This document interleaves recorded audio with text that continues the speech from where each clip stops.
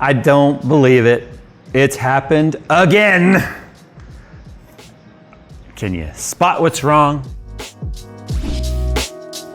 With iBuyPower's custom PC builder, you get the fun of customization without the confusion of part-to-part compatibility. Mix and match top brands like Intel, Microsoft, Western Digital, Asus, and more. The tool provides a compatibility check so you know exactly which components will work with your build. Make your PC as unique as you when you customize your build with RGB fans and other components. And the best part about all this, they build it for you. Spend less time stressing and spend more time gaming. To start configuring your next dream PC, follow the link in the description below. So there's a couple of reasons why I brought Skunkworks back to the studio today. No, it's not to remove all the EK stuff that's in here, although I had considered it. It's just, I don't want to redesign this loop again. No, it's because as you can see here, my CPU loop is suffering fallout. And there's a little bit of, not to be confused with the Fallout TV show that's really popular now because of popular Fallout video game. There's also some crap in the top of this loop, which I'm not gonna be able to get to get this out, because of the genius way I've designed it, means the only way to get it out is to pull off the plate that I have floating with the backlighting so that I could get to the screws on the back to take it out, which means taking out this loop, which I don't want to do because something's wrong with that loop.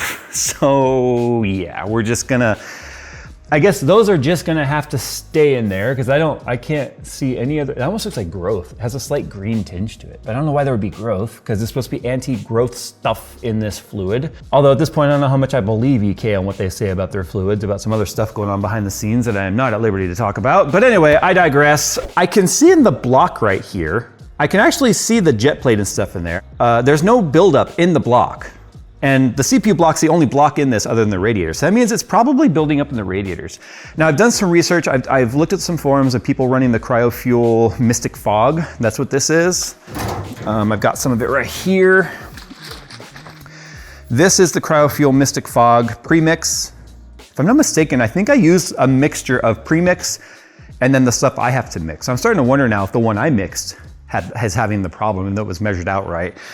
Typically when I deal with fallout like this, it's because of temperature related problems. Like when I had the Mayhem's pastel stuff, the yellow which turned brown, and then the red which turned brown, and then the orange which turned brown, were typically related to the heat. And it was almost always the GPU loop.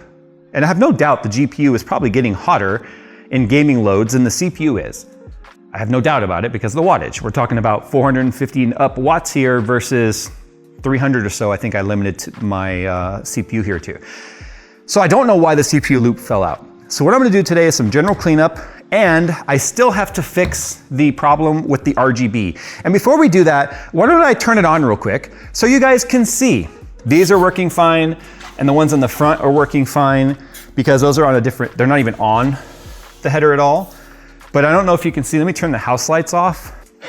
It's like, I know it's probably all in Phil's colorblind range. Oh, there we go, wait, they're turning on. Oh, and this is the other thing it does too. It just goes, we're gonna turn off entirely. I also did remove my 9-degree adapter, which I had in here initially, finally. Mine is perfectly fine. That does not mean they were fine. That's why they were recalled, like an official recall. So anyway, this one, you know, they said to destroy it, right? Don't think that's gonna work anymore. This is why drains are so important. I don't know if this is gonna be, I kind of got what was on the tube, but not the glass over here. I guess I could do the other side. I kind of got it. Now this is like a booger in there. Oh man, it's just smearing it all over the glass now. Dang it, I made it worse.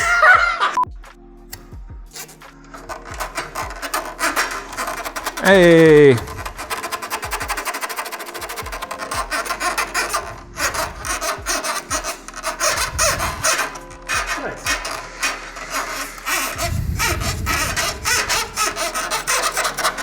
Wish I could do that to my...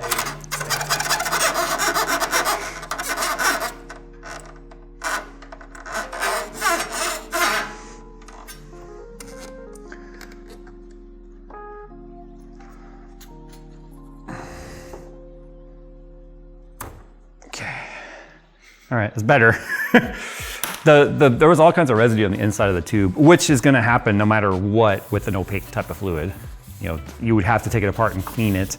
It's one of the reasons why I want to use the same fluid going back in right now, is because I don't want to deal with being able to see it, right? So I think what I'm gonna do is I'm gonna turn it back on. I'm gonna let it run with the clear just to sort of flush as much as it can.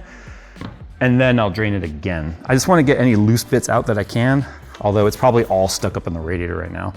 And since the temperatures are not bad, I'm not too concerned with the fact that there is some of that sediment up in there. But I'm not gonna go through the trouble of taking the radiator out right now and trying to brush the end tanks out like you just saw me do with this tube. I would do it the same way with that brush if I needed to. It actually worked out pretty well too by by turning the pump on. I'm trying to get the flow, right? Some of that gunk out, and I can then sort of just like let it drain while it's running. But you can see where it's coming out of the little push down tube because it has those holes around it. It's like blasting where it was dirty. So it's kind of cleaning it up, which is not so bad. So I'm gonna do this process a few times right now, which is basically I'm just going to keep filling up the reservoir, let it drain some out, let it fill up, drain out, do this a few times for good measure. Actually looks pretty good. Got all the gunk off of there. You can't see it anymore. You can't see through it, which is a good sign. To me, it still looks a little bit more clear than the right, but whatever. I guess I could drain the right and start all over with that one, but I don't wanna. I'm just gonna leave it for now. So now we gotta get the lighting and stuff figured out. So first things first, I don't know why the front fans are no longer turning. It's like they got unplugged somehow. But the problem is, if we come look over here, so you'll notice some of the lights weren't on because they're unplugged, because I was kind of guessing like, well, maybe if I overloaded the circuit, which to be honest, I don't think this is necessarily ASUS's fault. I think I was running more LEDs on that controller than it was really intended to have. Because we talked about this already. This thing right here, which seems like it would have been a perfect module extension of the whole like Aura system, adding more controllable headers for, say, the RGB is not. It's just a splitter, which is stupid. But anyway, so I split and then split and then split and split and split and added all these devices. Then I think what happens is I just overloaded the controller. So now it's all kinds of messed up, which is the problem. So what I need to do now is I need to unplug it, and I need to get all of the cables figured out of what's what now. See, look, I got all these splitters down here. I got splitters up here. I got splitters up here, over here. I gotta figure out what all this crap is now so that I can get the chroma installed.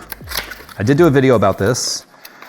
And then I have to now find a Molex to plug in because I don't have any Molex anywhere in here. So I gotta find a Molex for my Be Quiet power supply, plug it in so I can power that.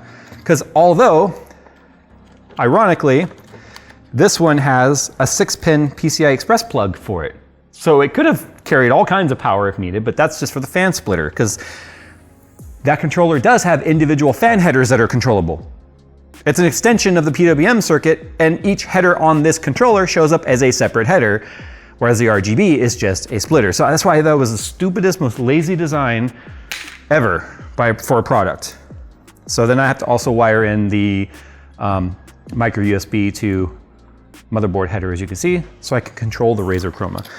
But I'm actually pretty impressed with the Chroma for a couple of reasons. One, it worked pretty well. We hooked a lot of RGB product up to it just to make sure that I wasn't overloading it. Two, these are channel 1, channel 2, and channel 3, and each one of those are able to carry the signal to all of the split devices, so I know I'm gonna have more than enough. And if I didn't, I did have a second one, just in case, but I don't want to. And then the Razer Chroma does work with OpenRGB. So that's the cool thing about it. OpenRGB can control this if I don't want to run Chroma. So there is that. Okay, so I kind of need to test each RGB channel now to make sure it's working. By working, I mean components. So the front are working. Those are working. Oh, there's a splitter up there too. Well, I might as well just plug the front fans into that then. Focus, ADHD. As much as I hate to admit it, this is why stuff like Corsair Link makes me excited, because of the fact that all these devices would have been able to talk to each other. I don't think the problem is necessarily the pump, because I have a splitter on the backside that everything's splitting off of. I just think it's possible that maybe if that strip controller went bad, it's messing with the signal getting to the pumps. I have no way to access it. For the record, I'm incredibly embarrassed by this wiring. It's like an old World War II airplane. If you've never actually looked at how band-aided together those were because of the time that they were built, I mean, I was kind of in a time crunch. I mean, I didn't have national security on the line, but I built it like a World War II airplane, I guess, at this point. Everything's plugged in, as far as I can tell. The Chroma is powered into the Molex. It's got the SATA connector going to the motherboard. It may or may, I can't remember if it's gonna give me a signal initially or if I've got to load the software. But I want to turn it on right now and just see. Oh, power button. See. Okay.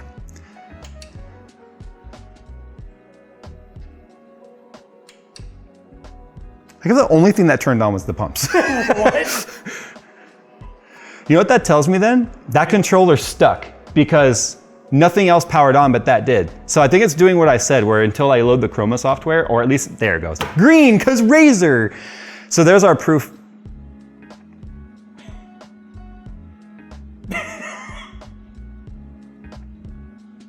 Hey! Okay. There's our proof that these controllers are stuck.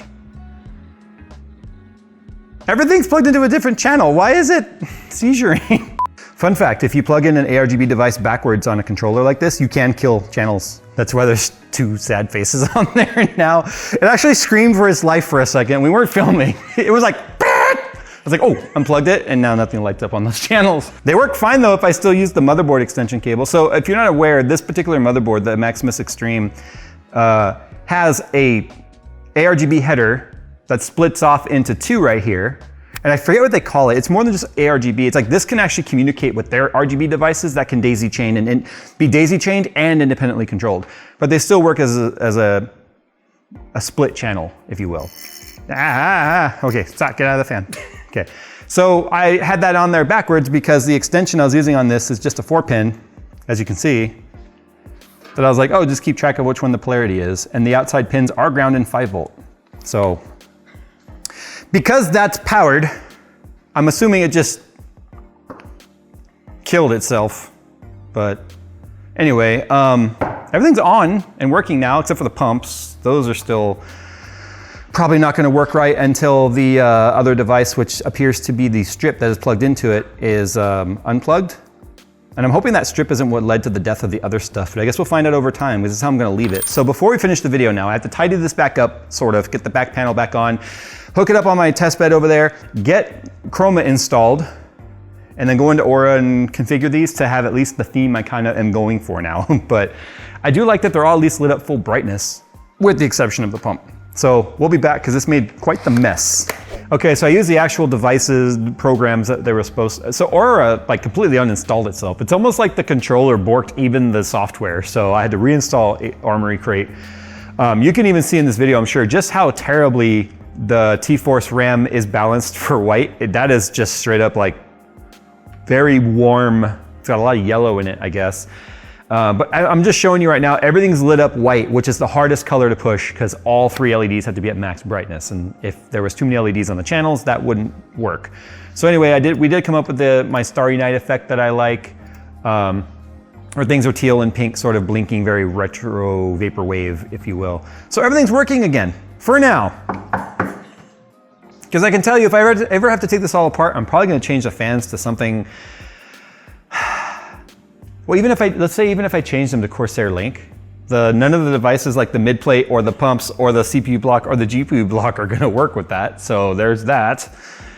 But at least it's fixed. So now I can do open RGB and probably get even more of a uniformed effect happening, because the problem is the Starry Night between Chroma or Synapse and Armory Crate are different. Whereas on Chroma here or Synapse, you can see that they are less dense on the amount of pink that I have. I told it to light up 10 LEDs. The problem is it lights up 10 LEDs separated, whereas on Aura, there's a lot more next to each other, which makes it much more obvious. And those fade between colors, whereas over here, they blink.